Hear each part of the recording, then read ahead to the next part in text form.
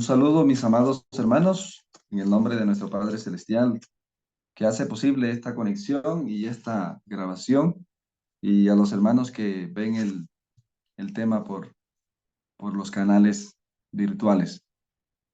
Vamos a continuar, estamos en este despertar con el Cordero. Bienvenidos, hermanos, de Entendidos en los Tiempos. Aquí estamos desde la Iglesia Suriel Suratá. Así que vamos a aprovechar, hermanos, y oremos a nuestro Padre en esta hora. La oración que está en Efesios, capítulo 1, versículo 16. No ceso de dar gracias por ustedes, recordándoles en mis oraciones. Pido que el Elohim de nuestro Maestro, el Padre de la gloria, les dé espíritu de sabiduría y de revelación en el pleno conocimiento de Él, y que se les ilumine los ojos de su entendimiento para que conozcan cuál es la esperanza a la que nos ha llamado y cuán abundante la gloria de la herencia que Él da a los consagrados, y cuál es la inmensurable grandeza de su poder para con nosotros, los que creemos, conforme a la operación del dominio de su fuerza. Amén. Estamos tratando de aprender esta oración, hermanos, porque la necesitamos elevar en este tiempo para que el Señor haga en este tiempo lo que hizo en Éfeso en el tiempo del apóstol. Ahora estamos, hermanos, invitándoles para que unidos elevemos estas oraciones al Señor y que sea nuestra gran preocupación. Estamos en el contexto, conociendo el contexto histórico y profético, tanto del mensajero y del mensaje que se predicó en Éfeso. Es importante entender, hermanos, que todavía no hemos entrado a la carta, ¿verdad? Porque, digamos, hermanos, si no se comprenden los antecedentes históricos, proféticos y espirituales que rodearon la iglesia de Éfeso, va a ser muy difícil que la carta tenga efecto. O sea, he estado mirando esta parte porque muchas veces leemos la palabra y la palabra no está produciendo el resultado que la palabra produce. ¿Por qué? Porque resulta que nosotros estamos leyendo, la carta tiene unos destinatarios directos, Efesios 1:1. Dice la palabra claramente, Shaul enviado del Mesías, ¿cierto? Por la voluntad de Elohim. Estoy leyendo la Biblia israelita nazarena. A los consagrados y fieles en el Mesías que están en Éfeso. Noten que está dirigida exclusivamente, aquí está hablando a los fieles, a los consagrados y fieles. La carta dice carta a Efesios, ¿cierto? Pero va dirigida de una manera especial, y si no conocemos los antecedentes de estos destinatarios, los consagrados y fieles en el Mesías que están en Éfeso. O sea, esa historia que está detrás de esta. Entonces, de pronto la pregunta es, ¿hago parte? Porque entonces nosotros hoy estamos viviendo en el tiempo de la Gran Babilonia, y el Señor tiene hombres consagrados y fieles a Él en el tiempo de la gran ciudad en la que estamos viviendo hoy. Eh, Estamos ubicándonos entonces para que esta carta produzca en nosotros lo que produjo en el tiempo de Éfeso, porque es entender que yo voy a Éfeso para entender a la Gran Babilonia, en donde está llamado el pueblo de Dios a dar el fuerte pregón en el fin del tiempo, de Apocalipsis 18. El mensaje ha caído Babilonia. Aquí vamos a encontrar el mensaje así, ha caído Éfeso, ¿sí? En el contexto, estoy dando una aplicación acá al mensaje que está dando Pablo en Éfeso, y lo vamos a ver en en los temas que estamos tratando de avanzar en esta semana, ¿ya? Entonces, el fuerte pregón en Éfeso es lo que estamos mirando, cómo se cumplió aquí y cómo se va a cumplir en el tiempo en el que nos tocó vivir a nosotros.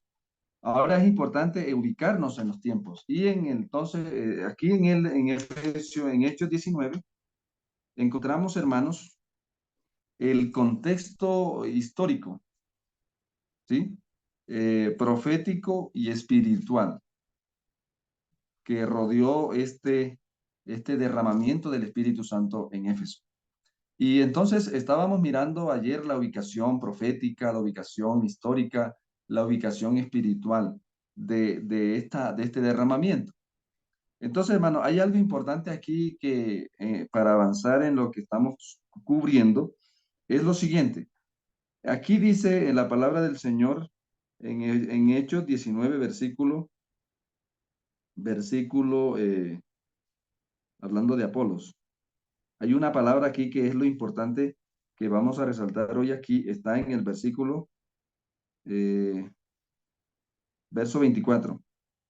Hechos 19, 18, 24. ¿Cómo lo describe? ¿Alguno lo tiene allí en la mano? Llegó entonces a Éfeso cierto ya judita, aquí dice así, llamado Apolos, natural de Alejandría, hombre elocuente y muy versado en las escrituras. Es interesante esto, ¿verdad? Que queremos que en el tiempo final van a haber hombres como Apolos, ¿cierto?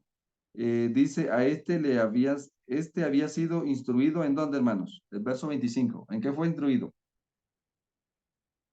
En el camino del maestro, ¿verdad? Acá dice en el camino del maestro.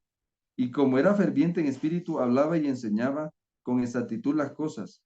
Enseñaba con exactitud las cosas acerca de el Señor, ¿verdad? Aunque conocía solamente la inmersión de Juan. Comenzó a predicar entonces con valentía en la sinagoga y cuando Priscila y Aquilas los oyeron, los llevaron aparte y les pusieron con mayor exactitud el, el camino. O sea, Camino de Dios. Apolos era un predicador del camino. Y aquí la palabra camino es donde vamos a estar un poco metidos en hoy, en el estudio de hoy, ¿sí?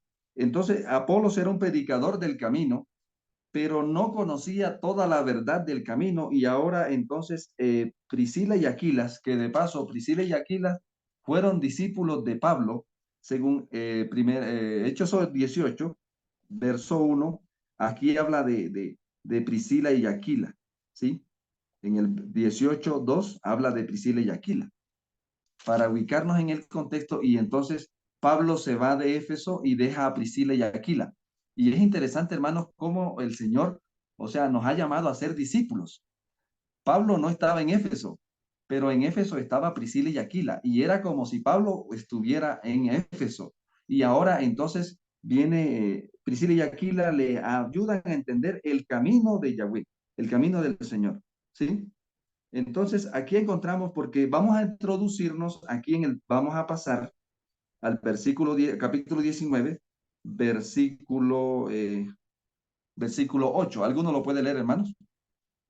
19:8. Y Pablo fue a la sinagoga y durante 3 meses habló con denuedo, razonando y persuadiendo acerca del reino de Dios. Ahora vamos a leer el 9, hermano David. Pero como algunos se endurecieron, rehusaron creer y ante la multitud hablaron mal de aquel camino, Pablo se apartó de ellos, separó a los discípulos y cada día les hablaba en la escuela de Tirán. Entonces, fíjese, hermano, que aquí estamos viendo tipo y antitipo, y esto es importante, lo que estábamos tratando de cubrir, porque esto me pareció interesante y el Señor me ha detenido aquí en esta parte. La palabra camino. La palabra camino está en el verso 18:25, está en el 18:26. Y ahora entonces noten qué está predicando Pablo, ¿sí? El camino. Está predicando del camino en dónde? En la sinagoga de Éfeso. Y ahora, amados hermanos, ellos entonces ahí pasa, ¿verdad? Pero algunos se endurecieron y rehusaron creer, hablando mal del camino. Miren, hermanos, por eso tenemos que ir al libro de Hechos 9:2. Hechos 9, verso 2,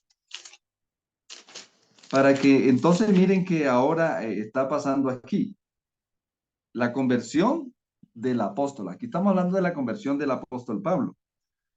Saulo, o ¿verdad? Respirando todavía amenazas de muerte contra los discípulos del maestro, fue donde el sumo sacerdote y le pidió cartas para la sinagoga de Damasco, autorizándoles a llevarse detenidos a Jerusalén a todos los que encontraran que perteneciesen a qué, hermanos. ¿Cuál era el nombre de la iglesia? El camino. El camino. Y es interesante entender esto, hermanos. El camino, ¿sí? El camino. ¿Por qué tiene que ver el camino? Entonces noten, para que nosotros nos ubiquemos aquí, ¿qué tiene que ver el camino con esto? Y resulta que aquí en el diccionario bíblico adventista encontramos nosotros, ¿sí? De este camino. Estoy hablando, dice, sustantivo camino parece como sinónimo del nombre que tenían los creyentes en las primeras décadas de la iglesia. Aquí dice cristianismo, ¿no? El nombre es sinónimo del cristianismo. Compárese con la manera en que Lucas lo usa algunos términos, ¿sí? Entonces, esta es importante la palabra el camino, porque los del camino eran los que tenían la verdad presente en el tiempo de Éfeso, en el tiempo de la iglesia primitiva. Se llamaban los del camino. Y hay un dato más adicional sobre esto del camino que nos puede ayudar aquí, hermanos, sobre esta parte, de dónde viene esa palabra del camino, ¿sí? Y resulta que esto viene, hermanos, de Isaías, del tiempo, Isaías 43, el camino del Señor. ¿Alguien puede buscar rapidito, hermano, Isaías 43? Aquí encontramos, sí, hermano. Voz del que clama en el desierto, preparad el camino de Jehová, enderezad calzada en la soledad a nuestro Dios. ¿Estamos? Miren que aquí habla de qué, hermanos, de qué está hablando aquí la Del profecía, camino. de que Dios iba a levantar, o sea, preparado un camino. Y eso es exactamente, y ahora, ¿de quién está hablando esta profecía de una manera especial, hermanos? ¿De quién? Del Mesías Cristo. Juan Juan el Bautista. Predicando De la obra. de la obra. ¿Dónde se cumple? Vamos a leer Mateo 3:3. Mateo 3:3. ¿Qué dice? Otro hermano que busque rapidito. Vamos a usar varios textos de esta parte. Mateo 3:3, ¿qué dice, hermanos?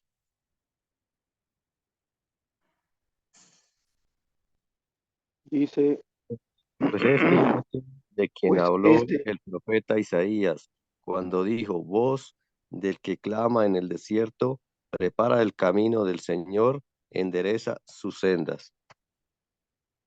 Entonces, fíjese, camino del Señor. Es importante esto. Voz que clama en el desierto, ¿verdad? ¿Y de quién está hablando allí, hermanos? Está hablando de Juan, ¿cierto? Que arranca y ahora tiene relación también cuando el Señor dice, yo soy el camino, la verdad y la vida. Entonces, notemos aquí en la historia, encontramos que este hombre que se llama Apolos, porque es allí donde vamos a centrarnos en Éfeso, para mirar cómo es que esta dinámica nos ayuda para entender aquí. Por ejemplo, había sido instruido, hablando de Hechos 18:25, Hechos 18:25, hablando de Apolos, había sido instruido, ¿sí? En este caso, esta palabra por la cual deriva catequizar, ¿sí? Implica que Apolos había sido enseñado por alguien, además de haber estudiado por sí mismo, ¿sí? Del Antiguo Testamento. Según Josefo, bueno, allí dice, la enseñanza y el bautismo de Juan produjeron un gran efecto entre los judíos. Por lo tanto, no es sorprendente que en Jerusalén y en Éfeso hubieran judíos que habían aceptado la enseñanza de Juan el Bautista acerca de Jesús. Pero esa instrucción sin duda era reducida. Ahora noten, hermanos, era reducida, ¿sí? Ellos sabían que Juan bautizaba en preparación para el reino venidero. Habían oído que señalaba a Jesús como el Cordero de Dios. Y sabían que la voz que vino del cielo cuando Jesús fue bautizado, pero Juan había sido decapitado poco tiempo después de esto y Jesús había sido muerto en el Calvario. Muchos de los discípulos de Juan tal vez no sabían lo que había sucedido más tarde. Ahora noten, la fundación de su iglesia. La fundación de su iglesia. Número 1, los ritos del bautismo y de la cena del Señor, el derramamiento del Espíritu Santo, la enseñanza concerniente a la conversión después del arrepentimiento, la recepción del don de la salvación por la gracia mediante la fe en Jesús. El mismo Juan el Bautista había comprendido oscuramente lo que Jesús presentaba sobre estos asuntos, porque un día envió mensajeros para preguntarle al Señor, ¿eres tú el que había de venir o esperamos a otro? Entonces fíjese que aquí estamos viendo el desarrollo de la luz en el tiempo de la iglesia apostólica, ¿verdad? Ahora noten, ese camino, ya lo hemos mencionado, ¿verdad? Todo aquel que anduviere en el camino de Juan necesitaba conocer muchas cosas concernientes al camino del Señor. Miren cómo nos muestra el de la luz progresiva, ¿sí? De la luz progresiva, ¿verdad? Porque la senda de los justos es como la luz de la aurora que va en aumento. Entonces, habían conocido el camino que mostró Juan, pero ahora tenían que conocer el camino que el Señor mostró cuando vino a la tierra, ¿verdad? La frase se usa en sentido similar como en la frase hombre o mujeres de este camino, un equivalente a lo que hoy día se llamaría la religión o la fe que profesaban ellos, ¿cierto? Entonces, hablando en este contexto, vemos el desarrollo que hubo en Éfeso de la luz de la revelación, ¿sí? De la revelación. Entonces, es una traducción de la palabra, ya lo hemos leído, ¿verdad? En Isaías. Ahora, entonces, pero quien quiera que hubiere sido el maestro de Apolos, no había llevado a su alumno más allá del mensaje del Bautista. Por eso es que ahora se les amplía a Priscila y Aquilas a Apolos el mensaje, ¿verdad? Entonces, ahora tenemos en Éfeso, con el ministerio de Aquilas, de Priscila y de Pablo, un acrecentamiento de la revelación en su tiempo, ¿sí? Y ellos solamente, hermano, mire, habían sido bautizados en el bautismo de Juan. Y miren lo que encontré en el comentario bíblico adventista. Estoy citando aquí el comentario bíblico adventista de Hechos 18:25. En la palabra bautismo debe incluirse la idea del conocimiento religioso y la experiencia que los acompañaban, de la cual el bautismo era una introducción. Voy a repetir esto porque es muy importante, hermanos.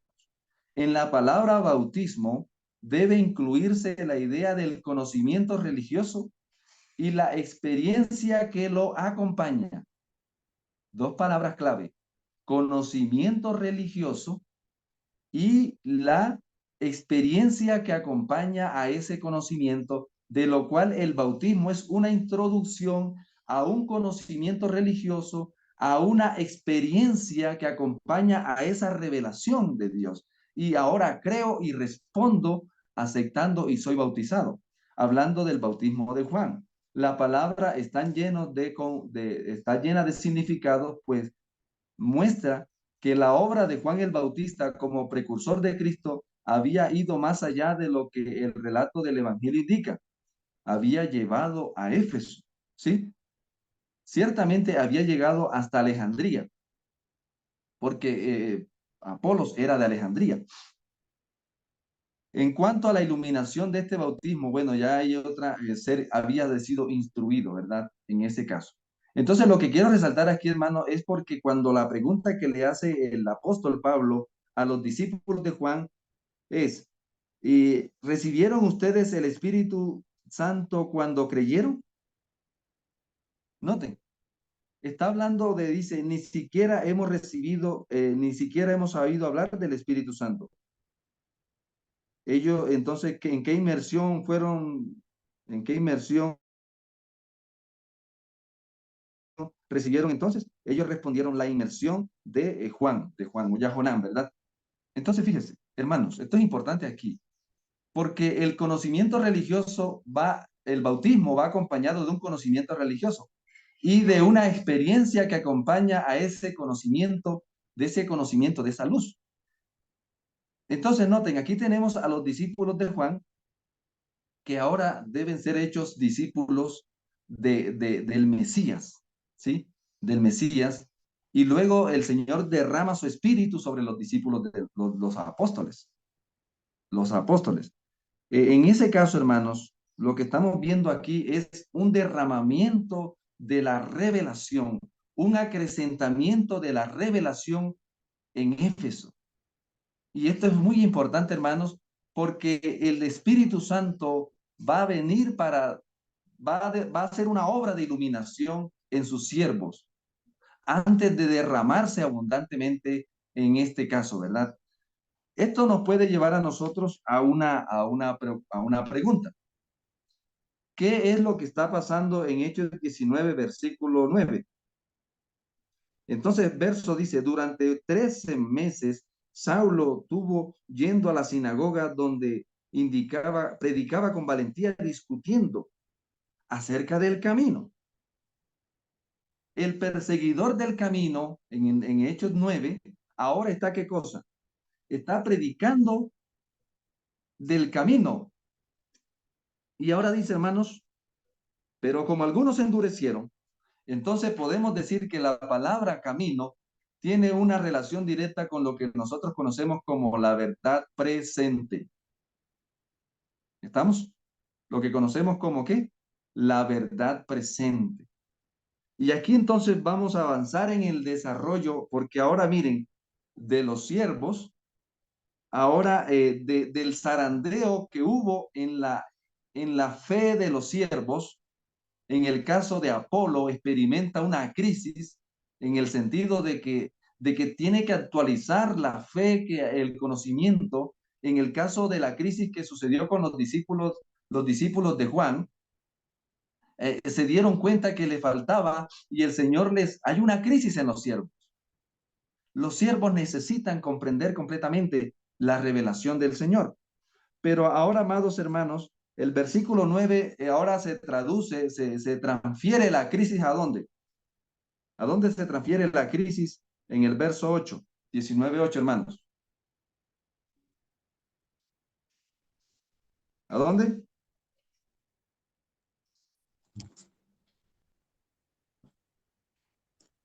A la sinagoga. A la sinagoga. A la sinagoga. Entonces, noten, hermanos, aquí estamos viendo que esto que pasó en Éfeso está y va a pasar y está pasando en el tiempo de la Odisea.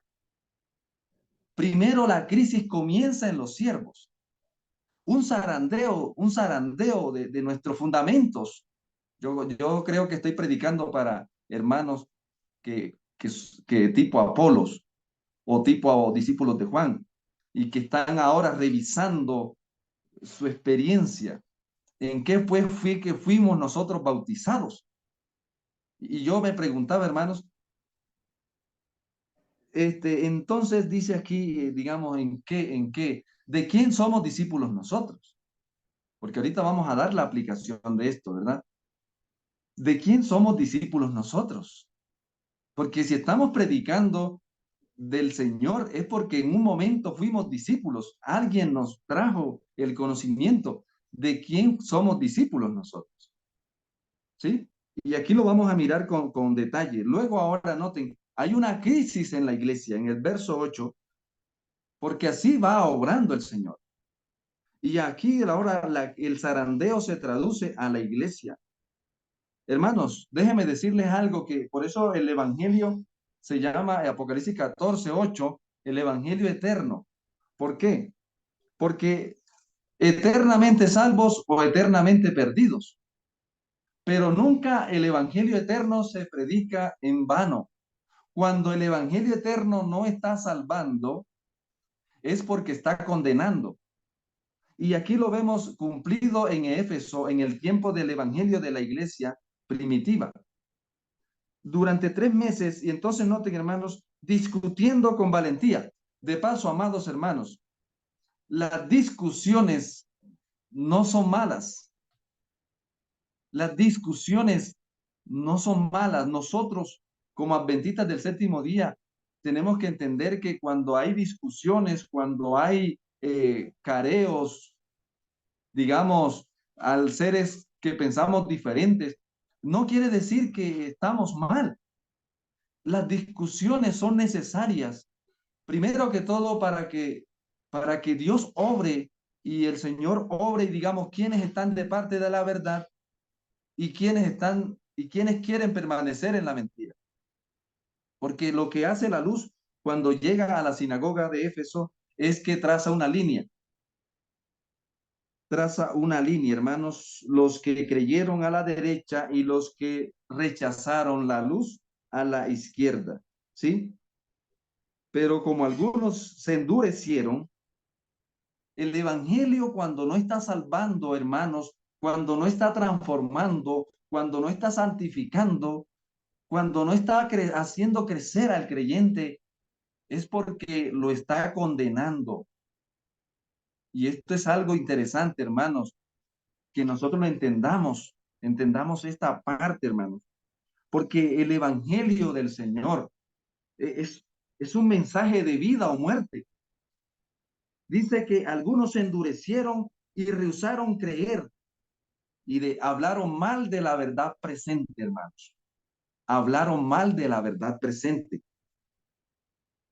En este caso, dice del camino, delante de la multitud.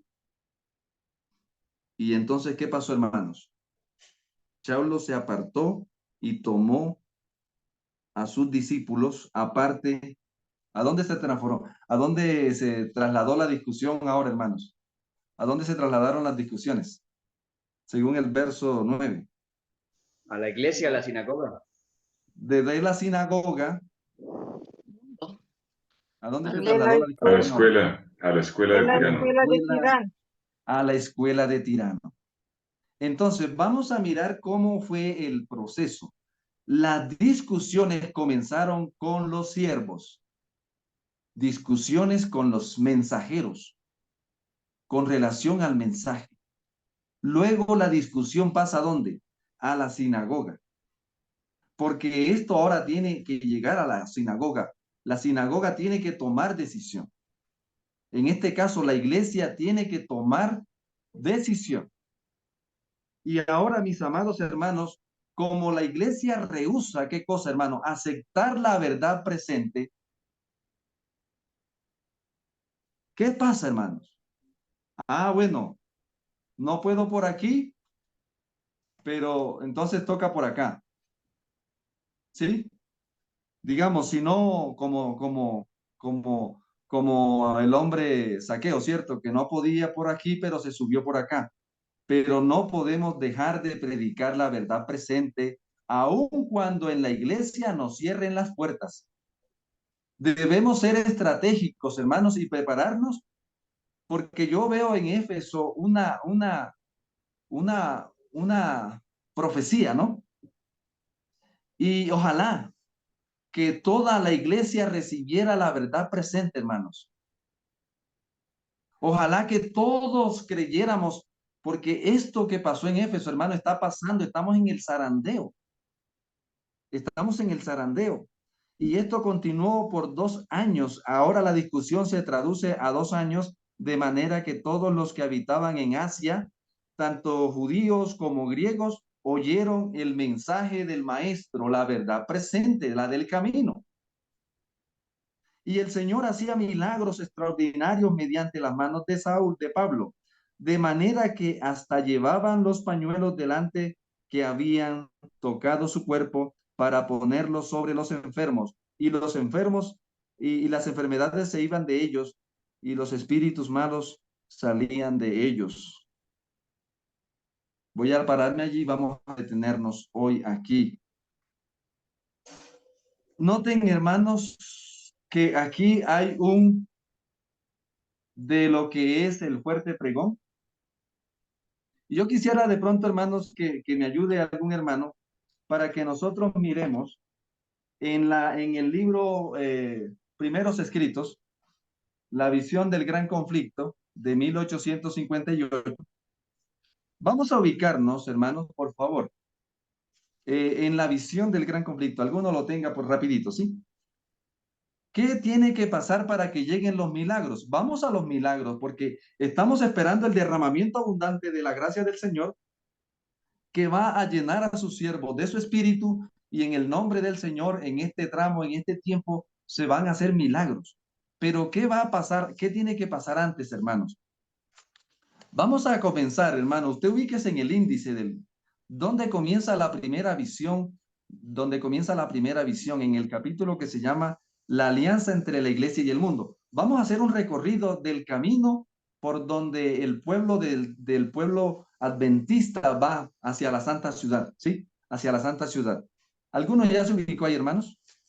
¿Qué capítulo es en su libro?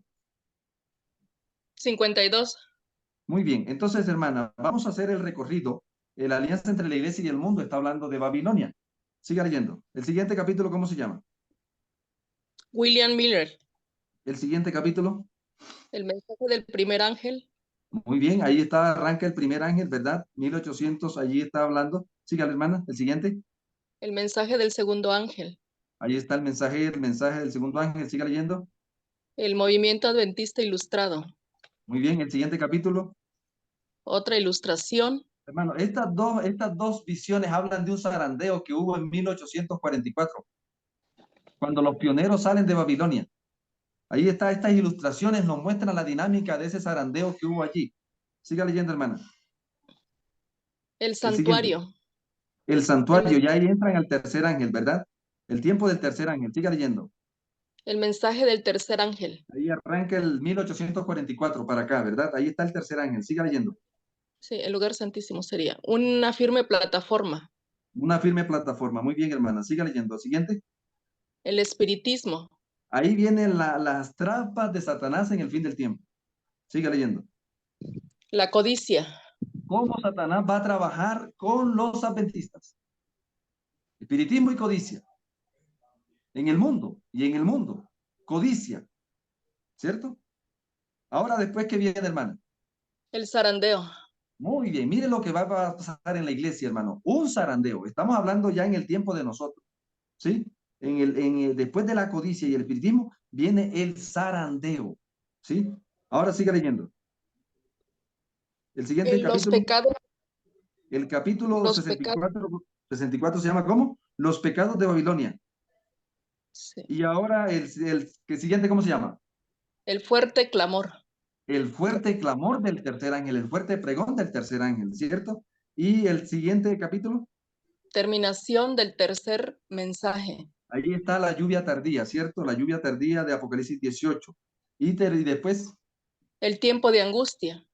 se acabó la gracia. De gracia. Entonces, amados hermanos, lo que estamos viendo en Éfeso lo va a vivir el pueblo remanente en el fin del tiempo. Y podemos ver marcado aquí, porque noten que mañana vamos a hablar de esto del espiritismo, porque aquí aparece en el 19, versículo 13, vamos a hablar del espiritismo, porque ahí en Éfeso hubo una manifestación del espiritismo inicial de hoy, que hoy estamos hablando así, ¿verdad? Entonces, amados hermanos, ¿qué es lo que fue? Lo mismo que será. Ahora noten algo, por eso es importante que ahora como siervos de Dios, nosotros nos preguntemos, ¿en quién pues fuimos bautizados? ¿En qué pues fuimos bautizados? ¿En el mensaje de qué? Fuimos bautizados, hermanos. ¿En qué tiempo entramos al mensaje nosotros? ¿En qué tiempo profético entramos al mensaje? El mensaje del tercer ángel. ¿Fuimos bautizados en el mensaje del tercer ángel? Los discípulos que están aquí en Éfesos 19, en Hechos 19, fueron bautizados en el mensaje de Juan el Bautista. Y aceptaron las verdades del tiempo de Juan, y estos están aceptando las verdades que fueron revelándose y ahora se completa el cuadro. Entonces nosotros fuimos bautizados en el tiempo del tercer ángel de Apocalipsis 14. ¿En qué pues fuimos bautizados? Hermanos, este tramo que nos toca es ponernos a tono con las verdades que se han estado revelando desde el santuario celestial para el pueblo de Dios en el fin del tiempo, desde el lugar santísimo. Hermanos, no es que hemos estado, como dice aquí en el libro Manuscritos Inéditos, tomo 1, en la página 40, hermanos.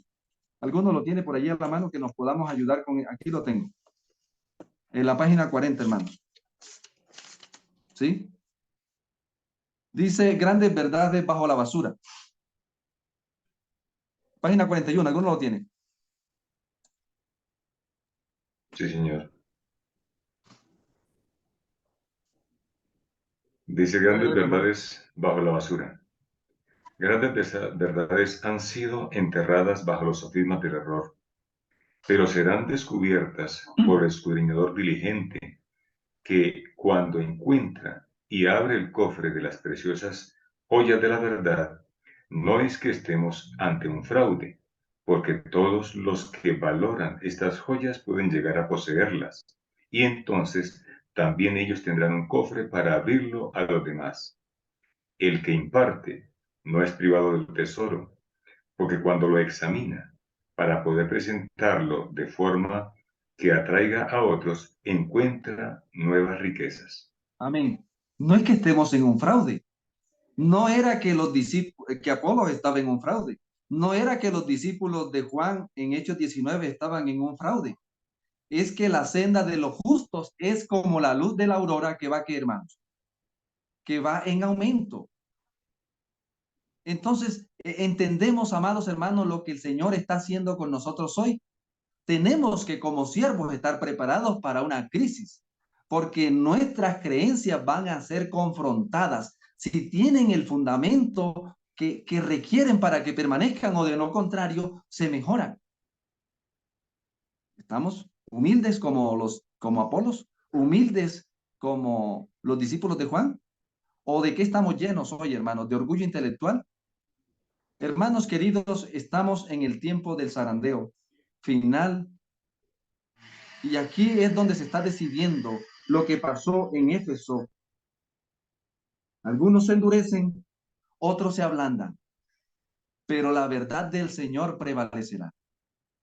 Que nosotros podamos ser hallados, hermanos queridos, en el remanente que abre el corazón a las verdades presentes que el Cordero nos ha revelado desde el lugar santísimo del templo celestial. Vamos a orar en esta mañana, amados. Gracias te damos, Padre, porque en tu palabra encontramos luz. Lámpara es a nuestros pies tu palabra y lumbrera en el camino. Oh Señor, aquí estamos nosotros, rumbo al derramamiento final de tu Espíritu. Queremos, Padre Santo, que nos alumbres el entendimiento, que nos ilumine, Señor, como dijo tu siervo en la oración, Señor, en esta hora. Pido al Elohim de nuestro Maestro, el Padre de la gloria, que nos dé espíritu de sabiduría, de revelación en el pleno conocimiento de Él. Que esa promesa se cumpla en nosotros y en todos los siervos que tú tienes en este tiempo, Señor. En el nombre de tu eterno Hijo te lo agradecemos. Amén. Amén.